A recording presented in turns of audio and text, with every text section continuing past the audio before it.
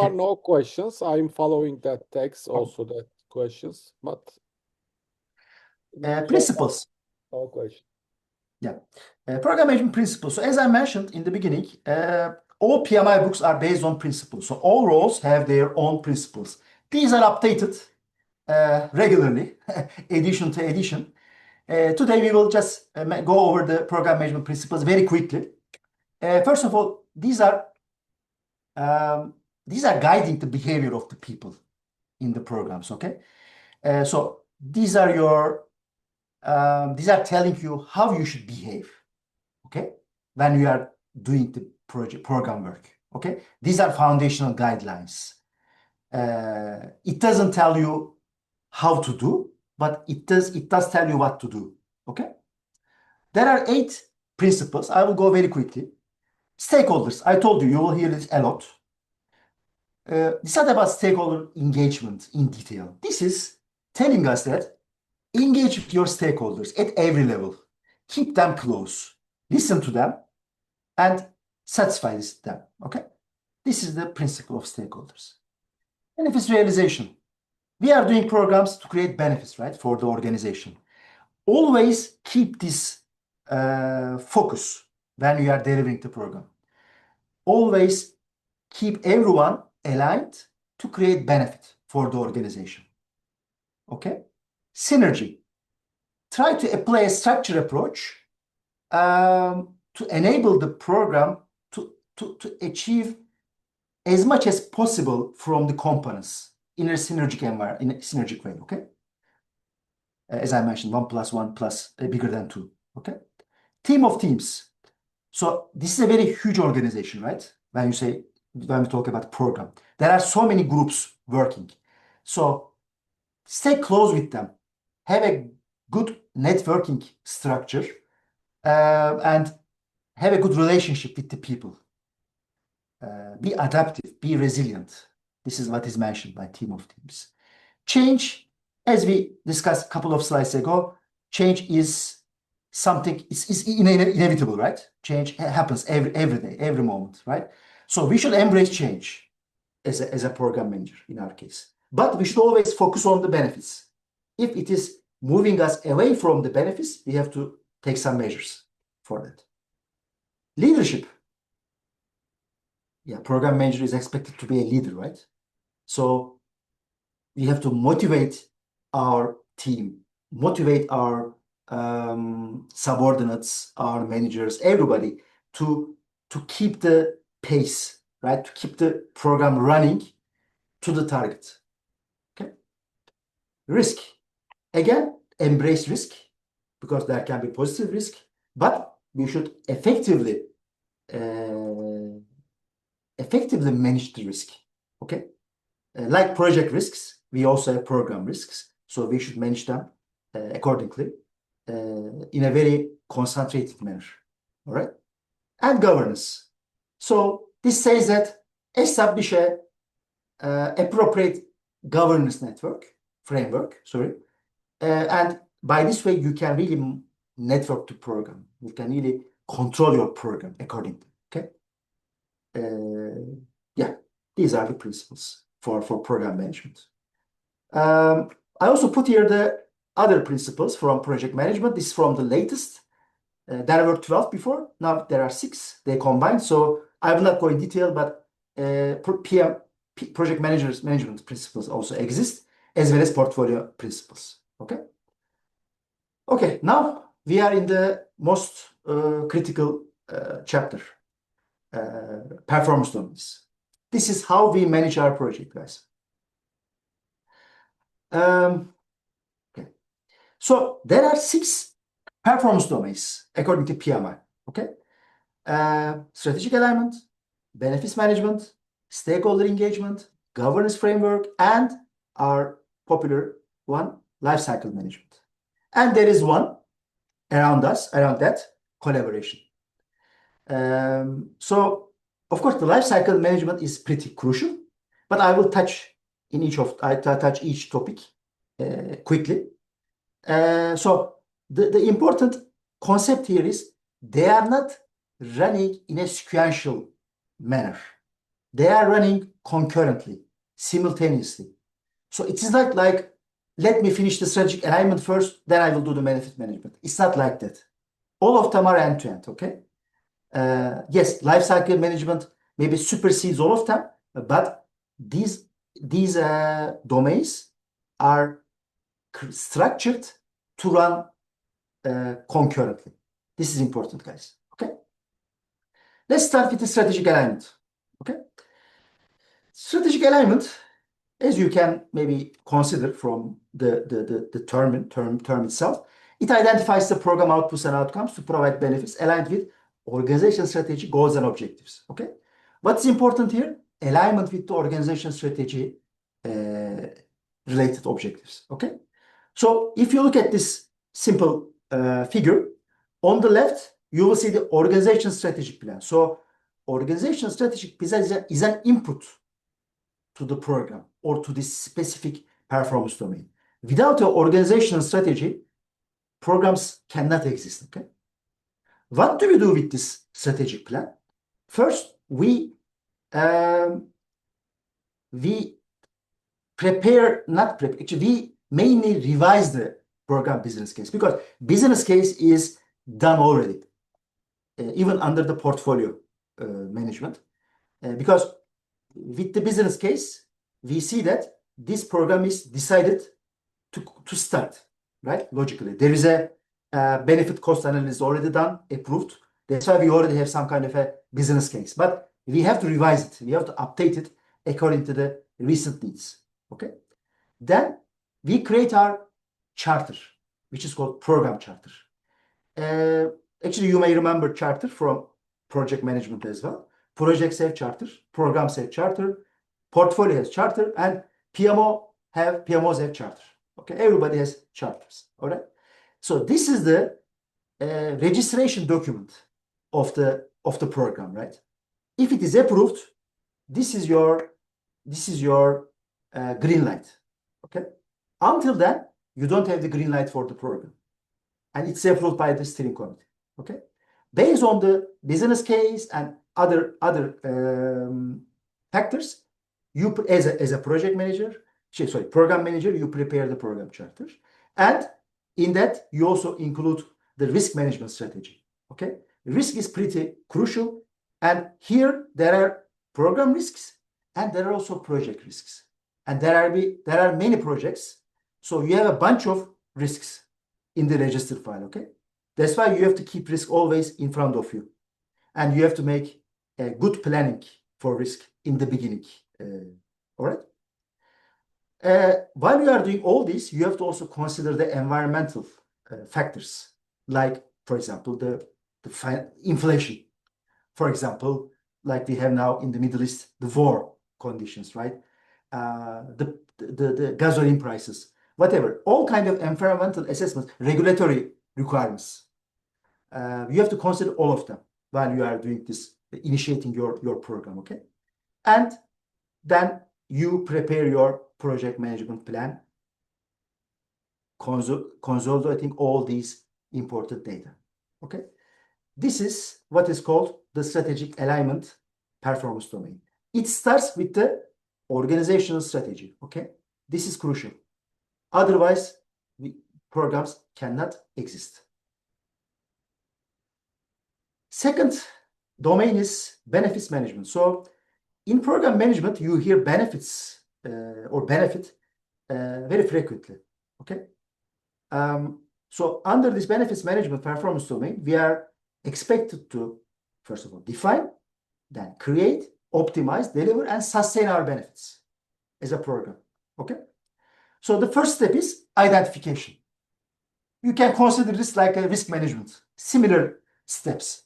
First, you identify the benefits. So if I do this program, what kind of benefits I can bring to the organization?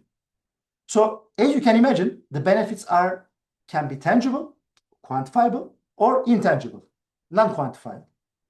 The quantifiable ones are revenue increase, cost decrease, gross margin increase, creation of a specific product, building, factory. These are tangible stuff, right? The intangible ones or the non-quantifiables are, for example, the reputation, compliance, brand recognition, and so on.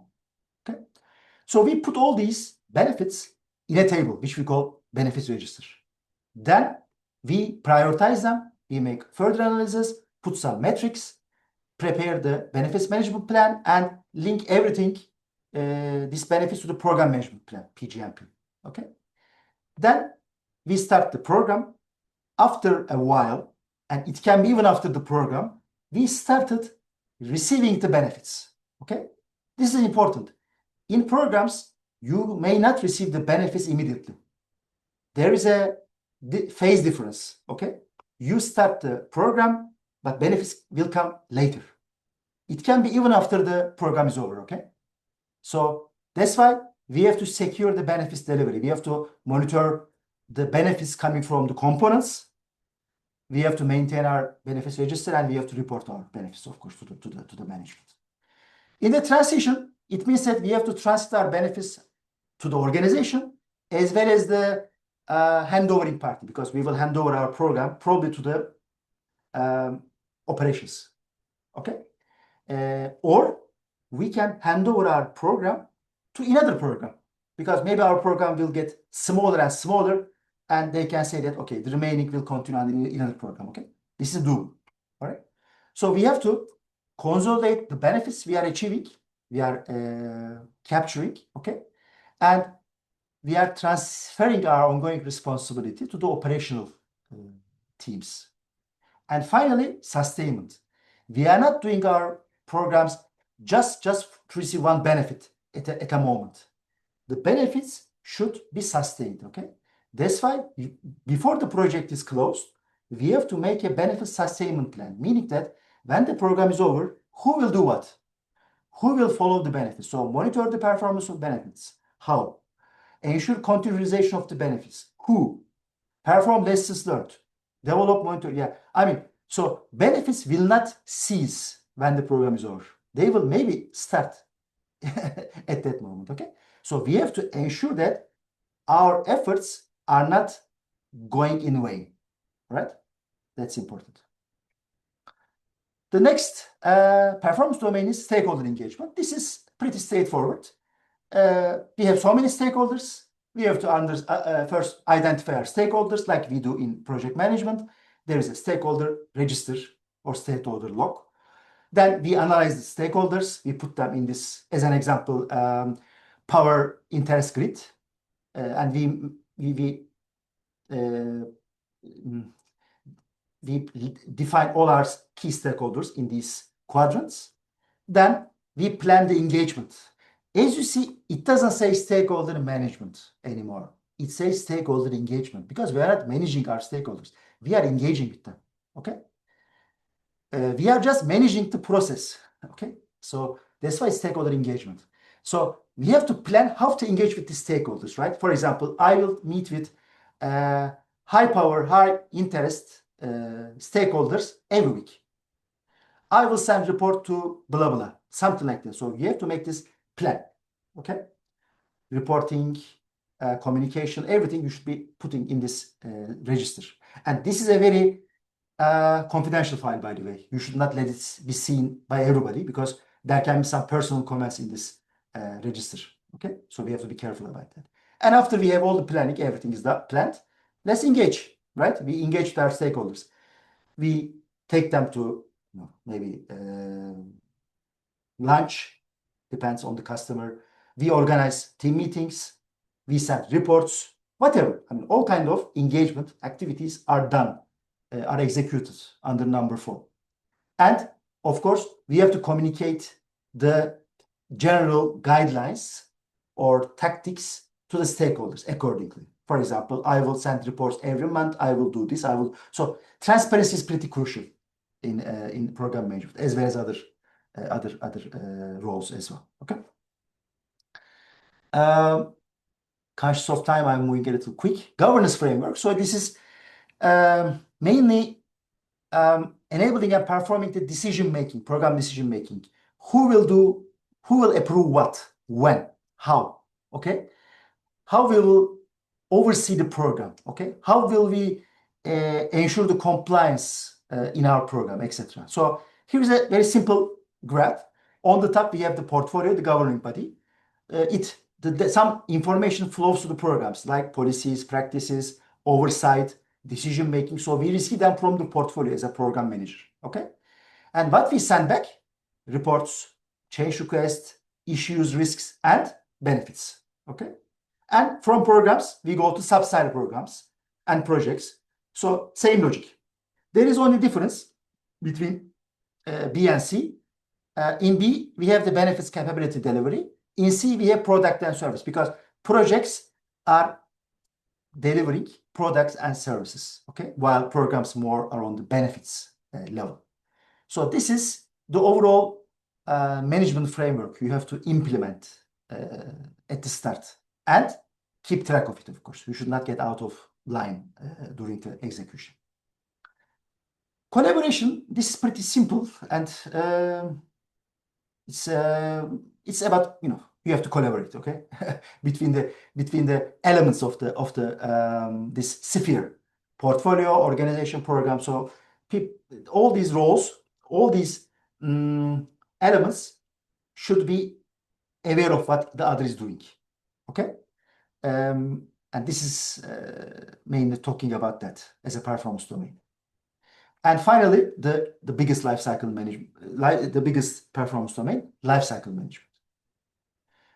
It is actually, you can consider this in a project like, we have the initiating, right? Planning, executing, monitoring, controlling, and closing. There are 5 process groups, actually now the new names, focus areas in project management. Here, we have 3 phases. Lifecycle management covers all these phases, point 0 to point end.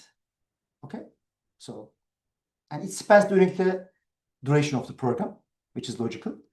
Programs function similar to projects, yes, but one of the main difference is programs involve the coordination and sequencing of multiple components. So, as a program manager, we have to follow our projects. We have to prioritize some of them, delay some of them, terminate some of them, or add new ones in time based on the program goals, okay? So this is the main difference, okay? So actually this figure will show you what I want to mention, okay? So as you can see, there are 3 phases under program governance, all right? The first one is program definition. Second one is program delivery. And the third one is program closure. So we are talking about just 3 phases and all seems logical, right? When you look at the picture. Of course, there are so many details. I will not go each and every of them, but there are some sub-phases under these phases. So for example, under program definition, we have 2 sub-phases, program formulation and program planning.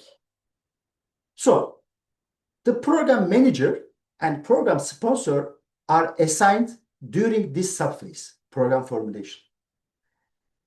However, sponsor may be already existing because the person is probably coming from a portfolio environment or C-level, so probably he or she already exists and it is known that that person will be the sponsor.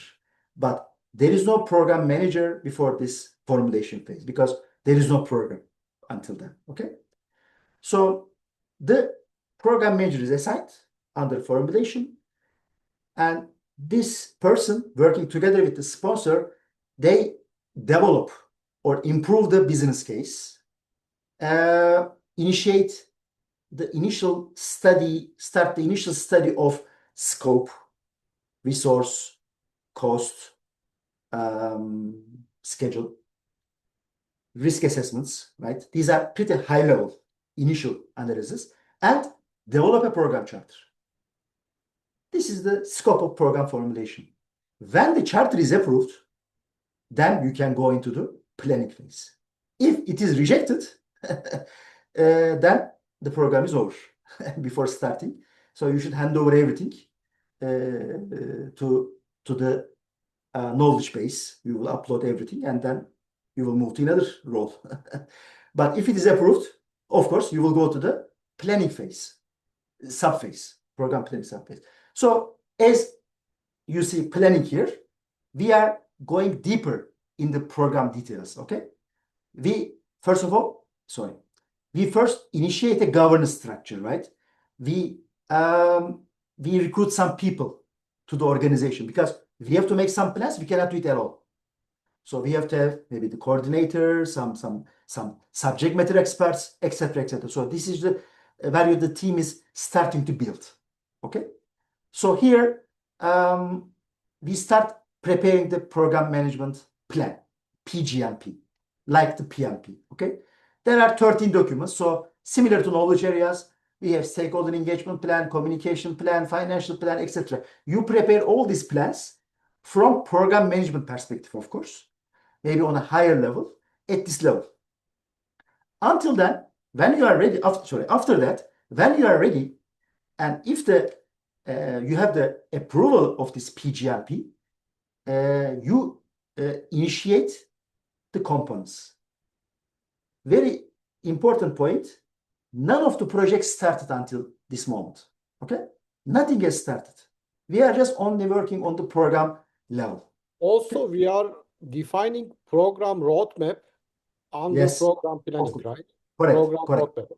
Yes. Roadmap is under Actually, PGMP. program roadmap, I like this file, this templates, because it is like just overall view of the every components with dependencies. We can show in a big picture. I think we can see in a big picture in program roadmap. Of course, program master plan is more complex, including all project schedules, all projects information, activities. To build a program master plan is a bit difficult, but program roadmap, I think it is good to make presentation to steering committee, to sponsor more high-level documentation. Correct. That's right. Okay, after you get the go-ahead from the steerco, you initiate the program delivery. Now you can authorize the components, mainly the projects or sub-programs and or the program-related activities, okay? Component authorization and planning. This is where you initiate them. And now the project teams are being established. The project managers are assigned, and they start making their own plans, all these PMPs and other stuff. They are doing the same stuff. They have the business case now, and they prepare their charter, etc., etc. And all these components are handled under delivery. They don't start before delivery, and they don't end after delivery, okay? Everything is handled within this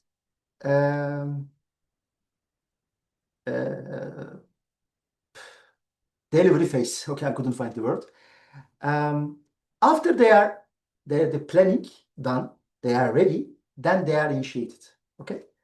So as a program manager, we are not involved in day-to-day business. Okay. We are close with the project managers mainly during the start and during the end closure. All right. So during the execution, we are watching it. We are overseeing them. Okay. We don't go in details, because if we go in details, then there is no need for a project manager. We do it, but it's not possible for us. So we oversee them and we integrate their outputs into our program benefits. So we are getting the benefit, we are collecting these outputs from them to create the program benefits. And after a while, of course, the components starts getting transited, handovered, and they are closed. So everything happens within this zone. And at the end, we collect all these outputs and outcomes, and we turn them into benefits, and we consolidate them and sustain them. As I mentioned, benefits management is also a performance domain, and it is running concurrently, hand in hand with the lifecycle management. And we are responsible for that as well as a project manager, program manager. So when everything is over, or some projects may be canceled. Okay, so we start the program closure. Until we start the program closure, everything should be closed from the components. All subcontractor payments, all invoicing to the customer, final reports, no, lessons learned, whatever. Everything should be closed, okay? In this area. Then we go to the program closure after we get the approval from the STIRCO, and we start transiting our program. We close it out and we archive, of course, the artifacts. This is important. Unfortunately, in projects or also in programs, lessons learned and closures are the weak links, okay? Because everybody was very excited in the beginning and in the execution, but after you finish it, you cannot find anybody around, okay? Everybody goes to other roles or whatever, okay? They don't have the motivation anymore to stay behind, okay? So you are alone as a program or project manager at the end. So that's why you have to archive these artifacts regularly, of course, throughout the program lifecycle, all right? And after the approval, again from the STIRCO, you can close your programs. But as I said, the benefits may come even later than the program closure. So here you can see this table, let's say this figure, sorry, is positioned a little late, in the delivery, which is logical, right? But this can be even here, okay, or even here, okay.